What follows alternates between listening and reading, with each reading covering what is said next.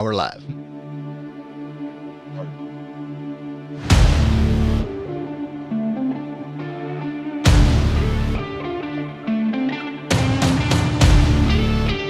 Where did you get that picture?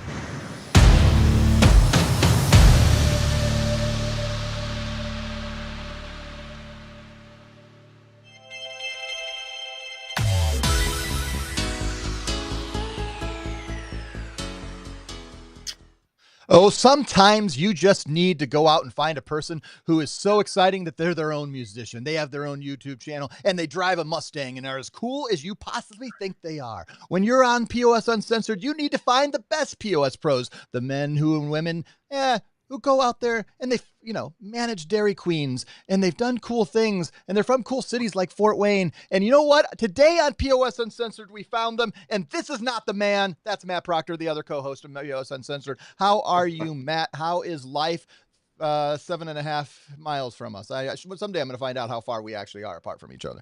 How are you, Matt? I think it's less than that, buddy. It feels like 5 miles, but yeah. As the crow flies, it's 7. I gotta get in the interstate and all that stuff. But yes, as the crows flies. If I walk, it'll be a fortnight or whatever time frame we want to use. So, no, everything's great here. We're trying to finish off the month strong and really getting pumped for March Madness. So many things. We'll highlight some important dates and things afterwards. But right now, Matt, will you introduce our special guest? I'm very excited about our special guest today, the one and only Tim McCaffrey, who's been with me the longest, other than Morgan Normeyer. Tim and I have been together coming up on 6 years. I can't believe where the time flies. And Tim he's a character. We're gonna have a lot of fun today. Everything from going from Connecticut to Michigan. Now he's been stuck here in Indiana with me for years. Married to a beautiful woman, his better half. But the stories that Tim's got, the experience he's had in his life is just tons of fun, whether it's auto dealerships or Dairy Queens, a little bit of everything. Tim will tell us all about it. So thank you for joining today, Mr. McCaffrey, with your wealth of knowledge, our longtime POS expert. The crowd is excited, Tim. Congratulations. I thought that was my phone. So, all right, PayProTec Nation, you guys know Tim well. You've all been working with him for years. Some of you just haven't had a chance to meet him. Well, now you know that he's as good looking as his voice is. And Tim, can you tell us a little bit? Give us, you got, 2 minutes in an elevator. We're going to the 107th floor, long elevator ride, I know. But you got to tell us the big picture. Who is Tim McCaffrey? Tell us tell us a little bit about yourself. All right, the big picture is Tim McCaffrey. So, hey, thanks everybody for joining today. Of course, let's see what's the biggest thing about me. I guess it's just all about finding out something I can do in life and just putting my mind to it, and being disciplined, looking for results, that kind of thing. I mean, you guys have heard me speak before, but yeah, there's not a day goes by in my life that I cannot laugh at something or humor, or I'm into some pretty heavy intellectual humor, blah blah blah. So Oh yeah. it's nice. It's nice to meet everybody. If you haven't met me yet, yes, this is me. I'm in my little office here with some pictures that I took, and Nate is correct about the Mustang, and being a Dairy Queen owner. We had a pizza franchise in there for a while. We had a lot of employees. It was part of my lovely wife's family business, and I have so much of a background. I have architecture background. I went to University of Detroit School of Architecture for 5 years plus. There's a couple more years I had to add there, but graduated from there. Was in that profession for about 5 years. Lots of different things I've done just because I like doing it. Yeah. So Well, here we are and in the and POS I'm gonna Pros jump in office. here, Tim. I'm sorry. I'm gonna jump in here, Nate, because Tim also, when he puts his mind to something, or he just decides I'm gonna take on this project, he gets it done to perfection. And I just wanted to throw that in there because of the architecture. I mean, I would call Tim a carpenter, whether it's amateur carpenter or what, but he builds amazing furniture. And it's Thank you. just he'll see something and say, you know what, I could do that better. So I'm just gonna go buy the hardware and build it. I mean, it's amazing some of the stuff that he's built throughout the years and built around his house. Very impressive. Very cool. So, I mean, Tim, let's kind of talk. Let's go back. The things that tie most to your current position with the POS Pros probably is obviously doing Dairy Queen, being in the world of pizza franchises, that kind of thing. Tell us a little bit of what your experience was before you came and you're helping sell POS to merchants across the U.S. What was your Okay. experience with POS and in those Dairy Queen? Maybe there's more that I don't know about, but when you're selling pizza and blizzards. Whoops, wrong A person. blizzard pizza. No, you're right. That's where it all started with, of course. And the cool thing about it is that every business usually likes to thrift in. If you guys know what that means, right? Thrifting in means you're going to have the lowest cost for whatever it is you're trying to get into your business: equipment, POS, maybe some pictures on the wall, whatever you're doing to try to make your business work properly. Sometimes you just have to pay the least amount to get something up front, right? And that was the case with our Derek, and we had to go with some 1982 cash registers. Okay, so we had these cash registers in the franchise that my wife and I had, but there were other franchises as well. They're part of her family's business where we were using 1992 cash registers. So we got lucky when my father-in-law wanted to replace a cash register with a cash register in a Bluffton store, Bluffton, Indiana, and we got to take the 1992 cash register. So not only did I reprogram the 1992 cash registers that were in Bluffton, then I reprogrammed them to put pizza up in Fort Wayne, and then I got a actual POS because I couldn't stand the cash registers anymore. I'm like, wait a second, we can actually, you know, do time and attendance. I can do a report and just print it out. It's going to take me 2 seconds. It's a Windows thing. This is 20 years ago. So that's what I did. I'm like, I want to throw away these cash registers, which I did. I just threw them back in a back room somewhere. I think I might have thrown them out. I'm not sure, but got a little Elo 13-inch screen with a Windows tower, and an HP laser printer, and I just programmed all the back end. I mean, it was already pre-programmed, but did all the pizza, all the Dairy Queen, did everything that we do. We had all the programs. We had the cake program, um, uh, the food program, which we had an older contract, so it didn't really matter what we put in there. That's why the pizza was in there. We would interchange things with modifiers like barbecue chicken pizzas, which were unheard of in the Noble Nice. Romans world and unheard of in the Dairy Queen world. So we would make these incredible salads with pizza stuff, and I programmed all the stuff in the back end and then implemented the POS myself. And also, here's a funny story about that is that my staff would always plug in the vacuum cleaners in the same outlet that the POS was. So I fried the hard drive. And I literally had to go back to my house and get another 24-hour shipment or whatever it was, and redo the whole thing again.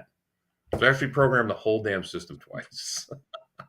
Look at you being you're the original ninja of point of sale back in the day, getting off the cash registers from 1982. Yeah. Help me understand a little, like Dairy Queen, and so I didn't know your other pizza was Noble Romans. First, good Indiana, I mean, I grew up going and getting a monster pizza and or a Sicilian and getting some breadsticks and their cheese. I mean, come on, I can't Noble Romans, let's go. But those experiences, what were your biggest takeaways when you were considering to come, sell POS?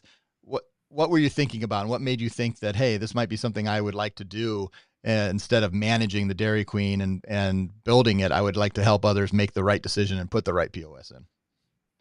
Well, first of all, just to be candid, guys, it was my ass. Okay, we put our asses forward, my wife and I, for both of these franchises and part of the family business. I was the general manager for the other stores. We put our asses forth for everything. I was working 60 hours a week. And then when it came the downturn of 2008, I had to just drop everything, right? We couldn't sell anything. I just ended up trucking the equipment back to my father-in-law, right? And the bottom line is that I set up with the POS company. Licenses are these days, right? You have a POS license per station. I worked out a deal with the POS company to do 3 licenses for my father-in-law's locations and 1 license for me. I would be the main guy. I would do all the uploads and downloads, anything that needed to be done to these POSs. And I wanted to put every POS into his, the same POS into all 3 of his locations. And that didn't work out. Okay. But the point is, I got to that point with the POS company in a negotiation to only do 4 licenses. There were 12 POS stations plus mine were 13 POS stations. I got them to come down to 4. Nice. So as much as that almost worked out, I mean, I was so bent on getting that done. We were headstrong and just not, we lost our franchise, but the whole point was, we were still going to continue to work with the other franchises. The 2 of us ended up getting jobs, etc. But that whole idea of knowing what to do and knowing how to get the best productivity out of a point of sale, and then having my father-in-law not have to work. I mean, he was still using, those green accounting sheets, with the ledger. He was still penciling all that shit in. So I'm like, stop using punch cards. You can have people do time and attendance. That was a fever of mine, man. I had the fever, right? I had to keep going. I wanted POS bad, and I had to put it away for 10 years or 15 years, whatever it was. And finally, my younger brother Darren, if anyone remembers Darren McCaffrey, who doesn't work with North anymore, but he says, why don't you call this guy? I think he might be good at this, POS thing. Just give him a call. So I ended up calling Bob Kramer, and here we are. So Tim, if I can piggyback off that, Nate, I didn't realize that you had to reprogram it twice. I didn't know about the licensing either that you worked out. So that make you feel more comfortable once you came into this office? I remember when you came in and interviewed and you started working with the softwares that we were already selling. Did that make you feel more comfortable when you saw the difference? I remember you briefly talking about it, saying, oh, well, this is more user-friendly or easier than what I did at Dairy Queen. Did that make you feel more comfortable when you started? Totally. Yeah, 100%. I mean, it's weird that you do a lot of things in life and then you land on one per se. I mean, that's kind of what I'm 56 years old. It's not like I'm going to be doing something else. unless You're you know. stuck with me. So yeah, totally comfortable. And good. What do you think? Because POS, it's a piece of blank, and we know that it's a um, struggle to get it right for a lot of our merchants. It seems like an obstacle. There's so many complications. Sometimes it works smoothly, but for the most part, there's always little hiccups. And what was the difference in your personality? Because it sounded like your personality was like, hey, I'm going to set this whole thing up. I'm going to do it myself. That's not the story I hear from our salespeople and from you guys working with the merchants. They want everything done for them. They want it all for free. They want it all done tomorrow. What, as you've met, have you been, I guess the question is, have you been surprised that they didn't have the grit that you have, that most of the sales, am I right? That most of our merchant owners don't seem to have that, and that you've had to, we give most of our stuff away for free, or a good portion of it. We install it, we train them, and still they complain. Has that surprised you? No, it doesn't No. surprise me because I probably sounded the same as everybody else when I called the POS company and I said, I don't know what's wrong with this. It's not working. Is that, and they asked me a couple of questions, and they finally got to the where's it plugged into? Did you use a UPS, uninterrupted power supply, with the if the power goes out or surges or whatever? I mean, it's gonna take that power surge, and it's going to hit the battery, right? It's not going to hit your POS. And again, this is 20 years ago, when if you put a couple of extra joules into a system, it's going to burn it out, right? So I probably sounded the same to them, like, but that's okay. Merchants are doing other things, right? So the grit comes back to me just being hungry, and then me setting my mind to something and getting it done. So if I was making more in the Dairy Queen, we didn't quite have the most lucrative location. But if I was making more, and I had an agent, which my agent was Darren, with the credit cards. Nothing was connected back then. It was us doing a credit card purchase on the POS and then re-entering that into the card terminal. They weren't connected. But yeah, every merchant's busy doing something else. So I have that sympathy or empathy for them, that, hey, look, if you want to get all techie and everything else, what I mean, we're here to give you the experience of, say, for example, a quick POS, where they're just going to help you out in every respect. They're going to train you. They're going to be with you until everything is done.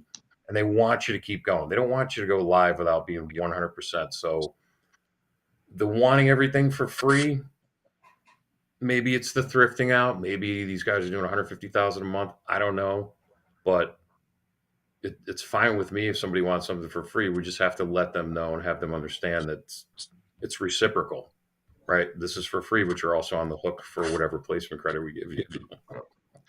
Well, and Nate, can I jump in on that too, and Yep. kind of elaborate on that? So, Tim, I feel that you're one of the best on our team, if not the best, at setting expectations for our agents, walking them through exactly what's needed, whether it's menu submission for a restaurant, or if it's a voided check, it's an invoice being sent, DocuSign done, MID. I mean, there's several steps, and so when you look at that, some of your most successful agents, how have they responded with that? And kind of walk us through how you go with setting those expectations with agents. Let's say a new agent. We got a bunch of new agents that have been submitting leads. How does that work for you with a newer agent? Well, psychologically, I don't want to bore anyone to death here, but psychologically, I think that everyone appeals to a challenge, right? If it's not a challenge, it's everyone appeals to getting something done where they know that they're going to be rewarded, right? Or they know that there is a reward, at least they can shoot for it, maybe a goal, whatever the case is. So what I try to do with any agent, doesn't matter if it's new, old, I've been with them for 6 years or not, I try to appeal to their notion of where's my result? What am I going to get from this, right? So I just say, well, hey, here's the expectation. It's if you do it this way, it's going to be successful. If you just want to hang around, don't do anything. Please don't expect anything from me. Don't expect anything from the POS company. We need you to be engaged. How important is this engagement to you, Mr. or Mrs. Agent? And would you be willing to just take that extra step to get this done? So that's the approach. But then again, all the technical stuff about getting a mid, getting me a menu. And we're all human, right? We all have stuff to do. So I just say, get it to me as fast as you can, and I'll work my end just as fast so that you can get what you want. So tell me, before I'm going to give you my 2 questions so you can start thinking ahead, where I'm going to ask you how have our partners when selling both failed and succeeded. So we'll go through that. But before we go there, I want to know, tell me something that happens at a Dairy Queen that is funny, surprising, and did you get meet Warren Buffett? That's what I really also want to know. No. Never got to meet Warren Buffett. Never got to meet him. Here, Matt, I'm sending you an IM just so you understand what I'm asking here. Oh, okay. All right, as we the live IM chatting as we go through the live IM chat. Hey, this is all this is technology. One of the funniest stories ever in the Dairy Queen was when I used to work 60 hours a week, right, guys? So, I mean, some days were 14 hours, some days were 6 hours. It didn't make a difference. I always had something to do. I tried to take every single Saturday off and say, kids or whoever you are running this store, right? We had management later in the days. And I said, listen, if you have to get something like pepper, I don't care if you're out of pepper. I don't care if you're out of bananas. I don't care what you're out of. Get your beater ass car, take $10 out of the till. Tell me you took $10 out of the till, because otherwise I'm going to find out you didn't tell me, and I'll fire you for stealing shit. And go get bananas. Don't call me. Don't call me. My forearms are numb from working at the Dairy Queen, because that's what I did. I was an owner operator, right? So let me have Saturday off, and I'll give you every other day you want, Sunday through Saturday or Sunday through Friday. So I get this call on a Saturday one day. I'm like, you got to be kidding me, because this was kind of around the time that you still had a landline. All you guys out there with your AOL accounts, okay? We had landline, which we had to have at the Dairy Queen because you have to be able to pick up and say, hey, we're here. But we also had cell phones, right? We also had beepers. So there was a little bit of a mid-tech going on, right? And I got this call, and it was, oh, my God, there's chocolate ice cream coming out of the ceiling. And I'm not kidding. Okay, it was one of my great staff members. There's chocolate ice cream coming out of the ceiling. You're full of shit, blah, blah, blah.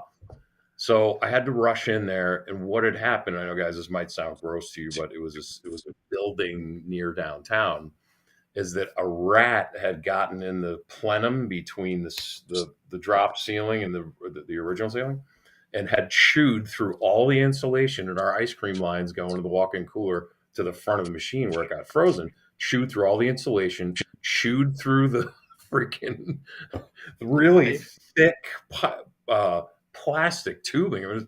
It's like almost a quarter of an inch thick. These are like an eighth to a quarter inch thick. And then when somebody ran that ice cream, it just went right out the hole onto the ceiling tiles and dropped down into the grill. All right.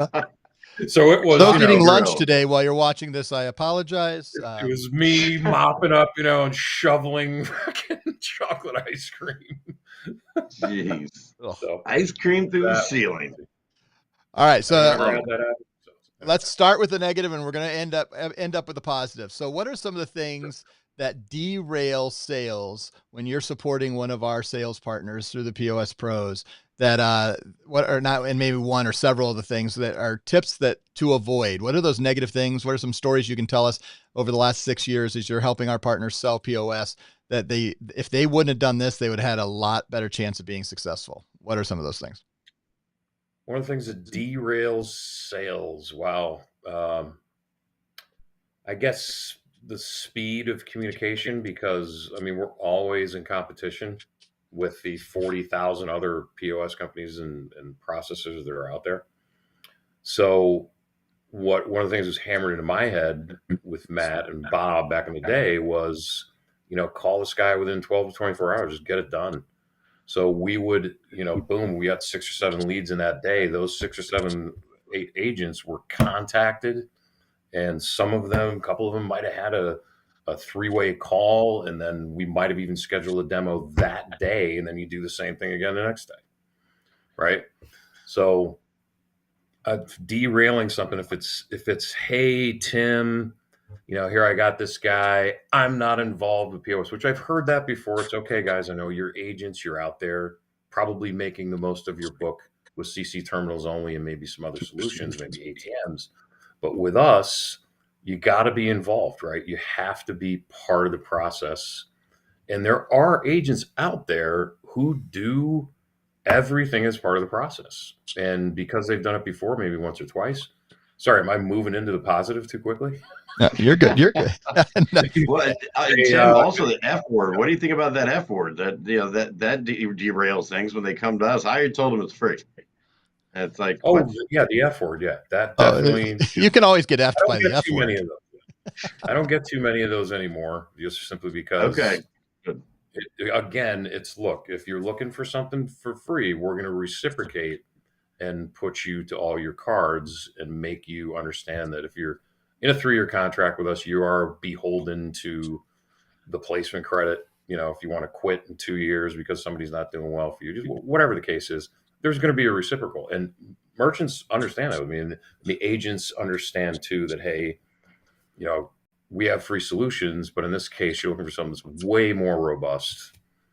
So moving into the positive part of that is that there are agents out there who know what the process is because they've done this before, either 2 or 3 times and learned well, or multiple times, and have come back to me and say, Tim, here's the POS, already shown this guy what to do.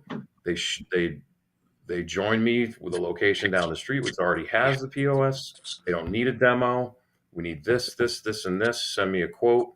If we can get this signed today, I'll have them get paid today. Or I'll have them pay for the POS. We've done 24-hour deals, done 6-hour deals. So if there's anything out there that derails, just like Matt said, correct. Please don't say that there's something for free unless they're looking for pay anywhere. And then be part of the process, man. I'm more than happy to be with you guys 100% on my end to get it done on my end. So if you want to get it done on your end, get it done on my end, you're going to have a happy merchant.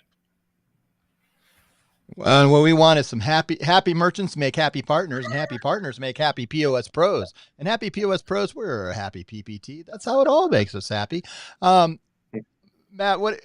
and this is for Matt and Tim. What are times, or what are surprises and maybe Matt, if you can remember it, or Tim, what are some sales that stand out over the last 6 years that you've been able to help a partner close a sale? What are some of those? And you can name by name, or we'll talk around. We set up a 6-station chicken place. It doesn't matter. You choose. But what are some sales that are highlights? Maybe they were a surprise. You didn't think we'd pull it off, or man, that partner really came through. Is there any stories that stand out over the last 6 years that are like, man, those were really cool for what Tim was working with? It wasn't a 6-station chicken place. It was a 6-chicken POS place. Anyway. Okay. So the bottom line is that Matt, I think, I don't know. It's not that I said, oh God, we landed this deal. I'm so psyched that we landed this deal. I'm psyched when the process goes well. I'm psyched when the merchant is happy about it. I walk away on a high note at the end of the day. It doesn't matter. If we get somebody with one POS, no kitchen printer, and they're happy, and we get it done, and everybody's happy, that makes me just as happy as the guy who's got the 14 locations, which hasn't happened with me yet, but the 6 location, whatever. So. Yeah, and Nate, I think some of Tim's great successes have not just been in multi-locations, but it's in retention. And recently we had a partner that has, I think, 6 or 7 locations where we've already had to move them through 2 different point of sale systems because the older one couldn't keep up. Now we have a newer software, whatever it might be. That's a big deal for us, our retention. And Tim has been with me so long now that he's getting a lot of those, where he and I work those together. What can we do to keep them on board, to keep them with you as the agent? They've been with you 6 years now. Let's make it another 6. If that means we need to transition to a different POS system, we will. And so I think that's where Tim has a lot of those, because he's been around so long that he's got some of our most experienced agents. And we want to keep them with you guys always. And so we do a lot of that together. Yeah. And that's the thing, is that if you guys need someone who has a POS, that they already have had a POS with us for a while, I'll go to bat with you, with Matt. We'll work something out. We'll figure it out. I mean, we have these, really high-tech calculators that we feed numbers through, and I'm just joking. We figure things out. But if you guys want me to go to bat for you, I need you to go to bat for me. Get me those statements. Get me something that is going to help us finalize a deal to keep these people, retain these people. I'll do it, man. I sit here all day. I do have a pretty nicely large office here. There's a lot of room. It's not like I'm what's the word? You're not in a cubicle. I'm not all hemmed in over here. I even have a couch over there. Crap, if I need to take a nap, I just lay down on that. Now we know what Tim's doing during the afternoon. All right, so we do have a live question, so we'll take that. We always appreciate when people jump in here live. They're currently looking to replace Heartland. Of course, we see Heartland POS out there all over the place. This is not as simple as a thing, but I like to make sure we get the answers here, because there's a lot more. But we always talk about replacing Square and Toast, but we don't always talk about replacing Heartland POS, which is just as, especially because they're driven by when they've had good salespeople. They, if you see one, you usually see 10 in a neighborhood. And if you don't see any, that's because they didn't have a good salesperson. Tell us a little bit about Heartland and what things we have that would replace it well. Who wants to take it? Well, I'll start, Tim, and then I'll kick it over to you. So I think, Heartland has been getting a little more out of date. This is my opinion, over the last 5 to 7 years, especially with Toast and Spot On and some of this other big competition and everything that they can do. We have very, very good competition against Heartland. We replace them all the time. And I'll let Tim speak about what system that is, but we have one system in particular that we utilize when we need all these bells and whistles. We need marketing. We're going against that multi-location Spot On or the Toast merchant or the Heartland people that have been with them forever and now aren't happy. We absolutely can switch them to which system, Tim? Oh, Tim, Quick are you going to get POS, ladies and gentlemen? Quick POS. Hey, guess what? And I'm sorry, I didn't get the name. Karen. Karen, it's nice to meet you. Thanks for the question. Heartland, like some of these other companies, what I'm doing is I'm highlighting how different we are from them. Heartland is owned by Global Payments. Okay, Global Payments is a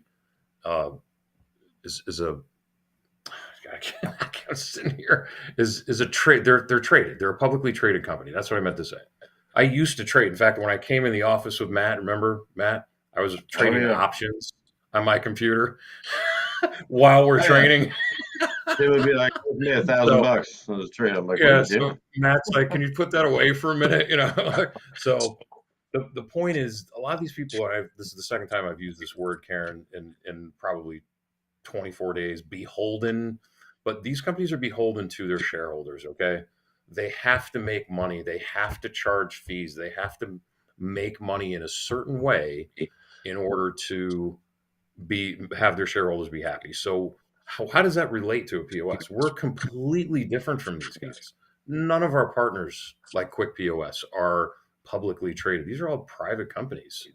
And they pride themselves in their support and their energy and their involvement with every single one of their merchants. I mean, we can go down the line with this. with all the things about quick POS. It's just one of the POS. But they have license fees, right? That's how they make their money.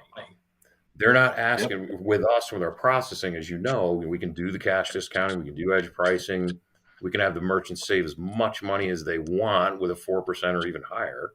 So that's what makes us different. So anything we have can go up against Heartland, but the best solution, I would say, in this case for a restaurant going up against Heartland POS would be quick POS with 4% cash discounting.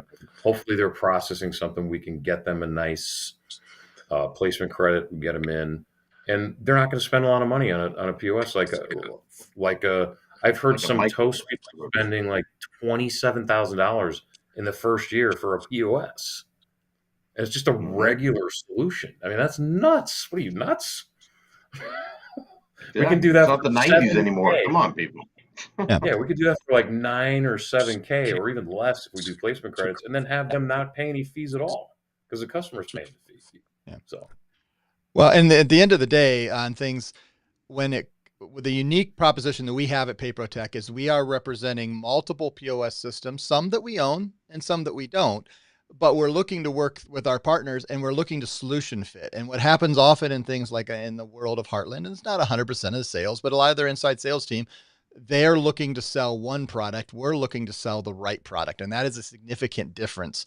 And it doesn't mean that we don't want to make money and that we're not we're all in the business to make money. We're all looking for that triple win where the merchant wins, when our partner wins, and where we win, and all together that makes that the triple win. And we're looking for that at all times.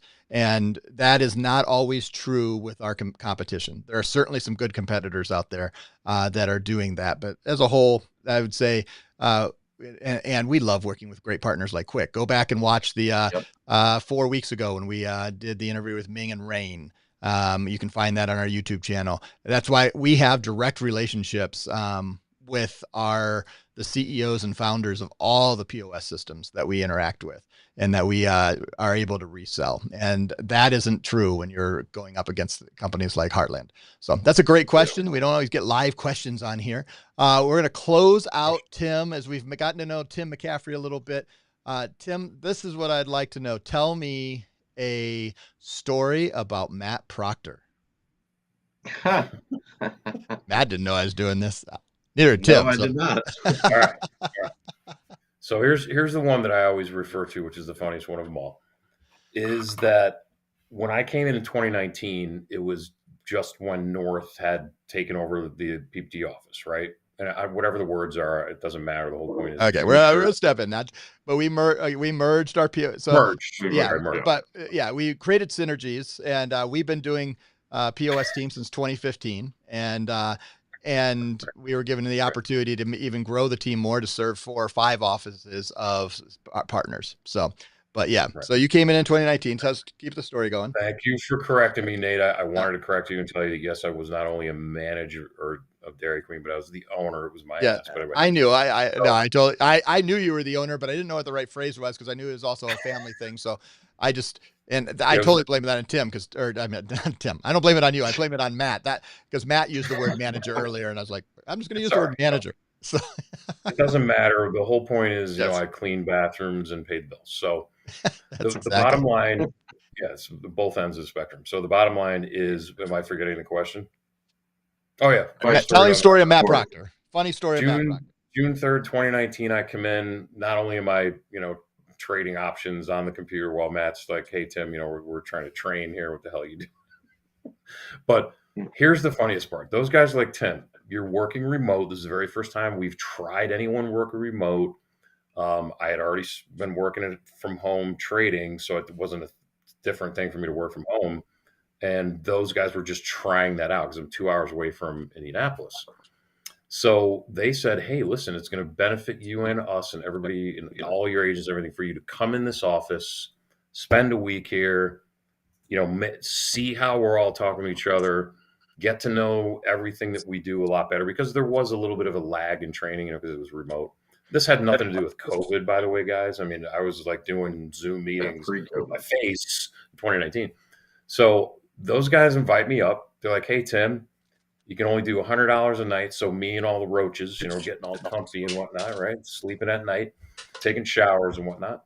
And I went in, and I was actually there for Halloween, right, of 2019. And because, again, before COVID, nobody could go to the office after that. So after January of 2020. So Matt decides he's going to wear, and it's talking about chickens. Is it a chicken costume? Turkey. Turkey. Yeah, right. Maybe it was giant. Thanksgiving. It was a giant man turkey. It was man turkey. So was it Thanksgiving or was it Halloween? I think it was Thanksgiving. I think I did for both. I can't remember. It was a million years ago. So Matt's in this. It's a onesie. You understand? He had to jump in this thing and zip it up the front just like this. Okay. And Matt's a tough guy, right? He played football in high school. He ran a lot. He's a big guy, right? He's not this little itty bitty man, like Nate thinks that he is sometimes. But I'm joking, Nate. So the bottom line is Matt was sweating his bazookas off during this whole thing. He was doing demos in this thing. He's walking up and down the hallway, trying to use the bathroom. But it was almost like, and I'm sitting there just watching him, and I'm like, I'm going to take a picture of this because it was almost like pure self-infliction of absolute pain and ridiculousness. and it was fun. It was a lot of fun. Here's my new coworker. Yeah, because I'm like, this is my coworker, because Matt was my boss at that point. It was Bob, but I'm like, this is hilarious that this guy's actually doing this. I would never do this. I would never do this to myself. The restroom breaks were really tough, Nate. They're very tough. Well, we're disappointed you didn't show up in a large turkey onesie today, but we're also glad that part of the POS Pros team that's here. I'm going to do some final announcements, and then we'll let Matt close us out with closing words here in a second. Number one, always, and we probably don't say this often on our shows. What starts the process of working with PPT and the POS Pros team? Go to poslead.com and put in a lead. If you're not a partner with PPT yet, just go to PayProTec.com and click become a partner. We'll schedule with one of our team members to do a discovery call and see how we can work together. Hold on. We're going to go full screen. Let's see. As I was doing my announcements, we do have the picture of the big turkey. Congratulations. The live turkey gobble, gobble, gobble is on the It's a hot day. So, all right. Oh, yeah, that day it was like 80 degrees or something. All right, back to a couple other announcements. Number 2 announcement. Tomorrow at noon Eastern, we have a special live, very important announcement about PPT moving forward. Something very exciting that you don't want to miss. We've sent a link out already, an email. We'll be sending texts out. We'll be sending it. It's going to be live here on YouTube and on LinkedIn. So you can make sure to catch it there. If you can't join us live, make sure you watch the replay. The replays are live as soon as we're done. We just push live, and with YouTube, you can actually rewind and start over if you want to on YouTube. Not sure how LinkedIn. Today's our first day on LinkedIn Live. So number 2. Make sure that you are remembering that we're 72 days left of our 614X promotion with a $10,000 cap on every EPX deal, not just the Pay Anywheres, not just Pay Any Trace, but all of them. That includes Quick POS. So if you're using a bonus ID and you're doing placement credits, you're going to be eligible for that 600 up front and a 14X multiplier with a $10,000 cap. Let's go out and sell. That's going on. Number 3, you can join Matt Proctor and myself in New York City on the beautiful St. Patrick's Day. And we're going to go to event.PayProTec.com and sign up, and we'll let you know where we're meeting up. We're going to watch the parade. Some people are just going to come hang out with us as we watch the parade and do some things around New York City on St. Patrick's Day. You can do Matt Proctor, myself, Danny Shard, Jason Lee Cook, Jenny Rickle, and Brian Linke will all be in New York City. And then we're jumping on a bus and we're heading down to Atlantic City for NEAA. Make sure you visit the PPT booth at booth number 16 if you're going to be there. And now, as we close out this incredible POS Uncensored, Mr. Matt Proctor, what do you say to us as we close out this one, the last one for February, reminding people that next week we're going to be talking Corona POS, I believe. I should have looked that up, but I believe that's what we're doing next week. And yes, Matt Proctor, it is yours. How are you closing us out today? All right, guys, I want to talk about really cultivating more relationships in 2025. So this year, obviously, you've noticed that we're having more of our partners on, our ISV partners, because we want you to get to know them and see, oh, this is the owner of one POS company. I want you to get to know Tim McCaffrey and everyone on my team. We're going to be traveling more this year. So if you can't make it to St. Patrick's Day, there's more events coming up. Okay. I want you to get to Orlando to come and hang out with myself and Nate and Tim McCaffrey. I want you to get to Chicago and to Phoenix and all these different events, because when we create these strategic partnerships, it helps us work better together and grow together. So instead of just sitting here watching YouTube channels and videos, invest in yourself, invest in your business, try your best to be able to make it to certain events, work it out around a vacation if you need to, things like that. But we want to meet you. We want to meet more people in person this year. And like I said, we're going to be traveling more, and let's just get to know you. Let's get to know all your partners. Thank you for watching today, everyone. I really appreciate it. And please be safe. Have a great weekend. Thank you, Nate. Thank you, Tim. All right. Thank you, Tim McCaffrey. Thank you, Danny Shard. Thank you, Matt Proctor. It was like we were back at NRA show 2 years ago with one of our partners thought you were Danny Shard when you and I were walking around. Sorry. Thank you, Matt Proctor. Thank you, Tim McCaffrey. I'm Nate Manahan. We're so thankful you're here. We'll see you next time on POS Uncensored when we look at Corona POS, 1:30 p.m. next Thursday, March 6th, I believe. Without me looking at a calendar, I believe it's March 6th. Only 28 days. This is a whole weird thing in all the months here.